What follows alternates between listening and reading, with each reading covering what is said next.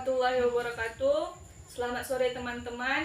Di sini kami akan mempresentasikan hasil diskusi kami dan hasil observasi kami dalam penelitian tindakan kelas yang berjudul Upaya Peningkatan Keterampilan Menulis Teks Anekdot pada Siswa Kelas 10 di MAN 1 Aceh Tenggara tahun ajaran 2022 dan 2023. Di sini yang akan membacakan materi tersebut ada teman saya yang bernama Syafitri Anggraini.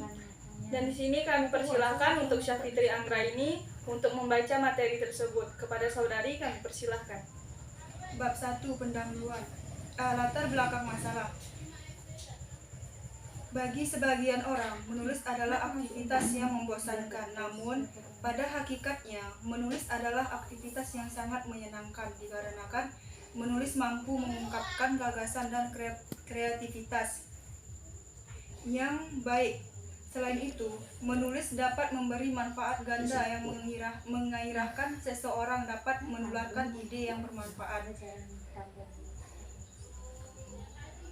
B. Rumusan masalah. Berdasarkan permasalahan yang telah diuraikan pada latar belakang masalah dan identifikasi masalah, maka permasalahannya dapat dirumuskan sebagai berikut. 1. Bagaimana minat siswa dalam menulis teks anekdot yang baik dan benar 10I MAN 1 Aceh Tenggara sebelum dilakukan layanan penguasaan materi. 2. Bagaimana cara siswa memiliki daya mengingat dalam menulis teks anekdot pada kelas 10I MAN 1 Aceh Tenggara. C. Tujuan penelitian. Adapun tujuan penelitian yang pertama, untuk mengetahui minat keterampilan menulis siswa kelas 10I MAN 1 Aceh Tenggara sebelum dilakukan penguasaan materi. 2. Untuk mengetahui peningkatan menulis siswa kelas 10I MAN 1 Aceh Tenggara. D. Manfaat penelitian.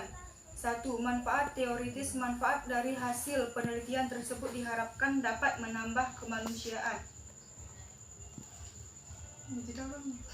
pengetahuan siswa dalam menulis teks anekdot, menambah pengetahuan dan referensi dalam rangka pengembangan penulisan, khususnya ilmu bimbingan penguasaan materi berlangsung dalam upaya pembelajaran.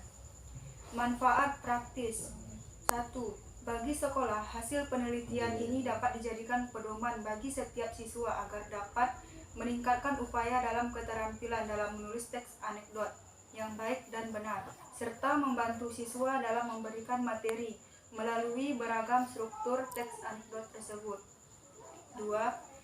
Bagi siswa, permasalahan ini dapat dijadikan beberapa tahapan, baik secara materi ataupun praktek, dengan cara memberikan beberapa teks dalam ujian secara bertahap, menguji keterampilan siswa dalam menulis teks anekdot untuk mengetahui seberapa besar perkembangan siswa. E. Definisi operasional variabel.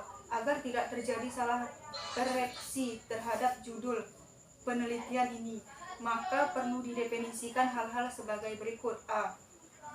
Menulis. Menulis adalah suatu kegiatan untuk menciptakan suatu catatan atau informasi pada suatu media dengan menggunakan aksara. Menulis biasa dilakukan pada media berbentuk kertas dengan menggunakan alat-alat seperti pena atau pensil. B. Pengertian teks anekdot. Berdasarkan Kamus Besar Bahasa Indonesia atau yang disebut dengan KBBI, adalah cerita singkat yang menarik karena lucu dan mengesankan, biasanya mengenai orang penting atau terkenal, dan berdasarkan kejadian yang sebenarnya. M. Batasan masalah. Masalah yang dijadikan penelitian difokuskan kepada peningkatan minat keterampilan menulis teks anekdot siswa dengan memanfaatkan buku tambahan dari luar seperti buku tulis, buku paket sebagai alat bantu memacu minat keterampilan siswa di sekolah maupun di luar sekolah. Dilanjutkan oleh moderator. Baiklah teman-teman, di sini kita masuk ke dalam bab 2, di mana ada kajian pustaka. Kajian pustaka kita masuk dalam rumusannya ada definisi pembelajaran. Pembelajaran merupakan batasan yang diberikan pendidik agar dapat terjadi proses pemerolehan ilmu dan pengetahuan, penguasaan, kemahiran, dan tabiat, serta pembentukan sikap dan kepercayaan pada peserta didik dengan baik. Pembelajaran adalah proses membantu peserta didik agar dapat belajar dengan baik. Selanjutnya, B. Motivasi belajar.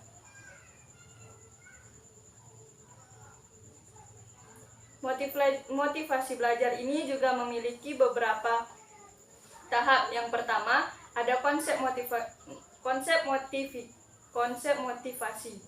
Motivasi belajar menurut Sadirman tahun 2008 halaman 75 adalah keseluruhan daya penggerak di dalam diri siswa yang menimbulkan kegiatan belajar, yang menjamin kelangsungan dari kegiatan belajar dan memberikan arah pada kegiatan belajar sehingga tujuan yang dihendaki oleh subjek belajar ini dapat tercapai.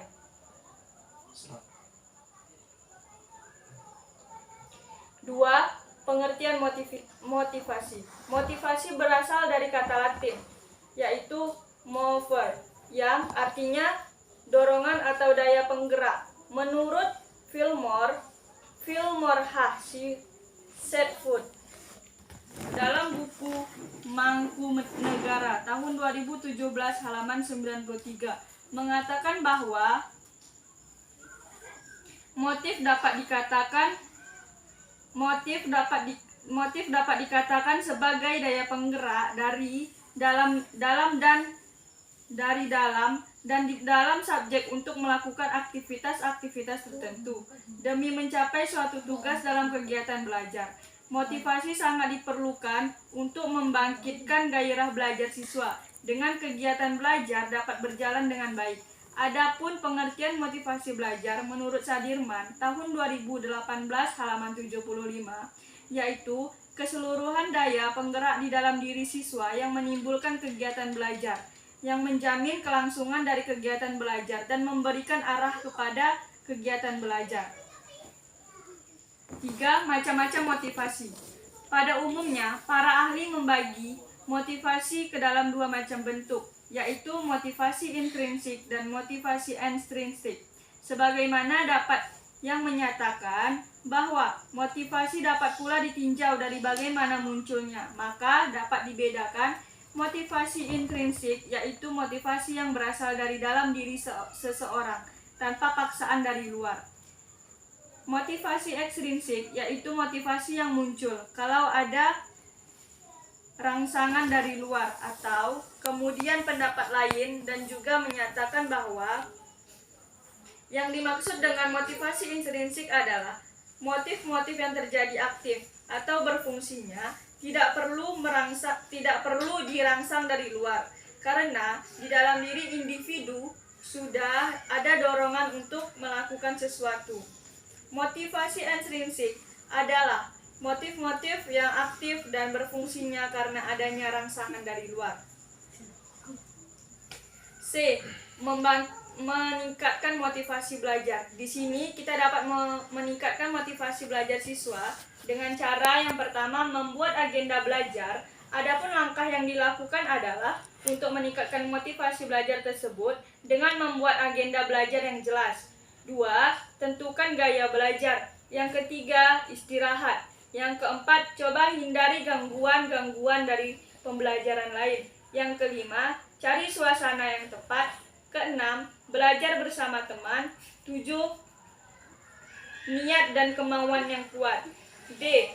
Pembelajaran model jigsaw.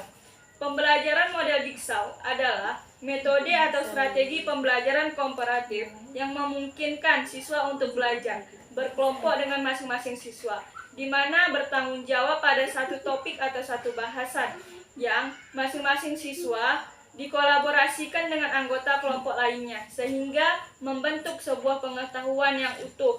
Di sini disebutkan Istarani tahun 2014 halaman 81 mengatakan bahwa model pembelajaran jigsaw adalah model pembelajaran yang dirancang untuk meningkatkan rasa tanggung jawab siswa terhadap pembelajarannya sendiri dan pembelajaran orang lain.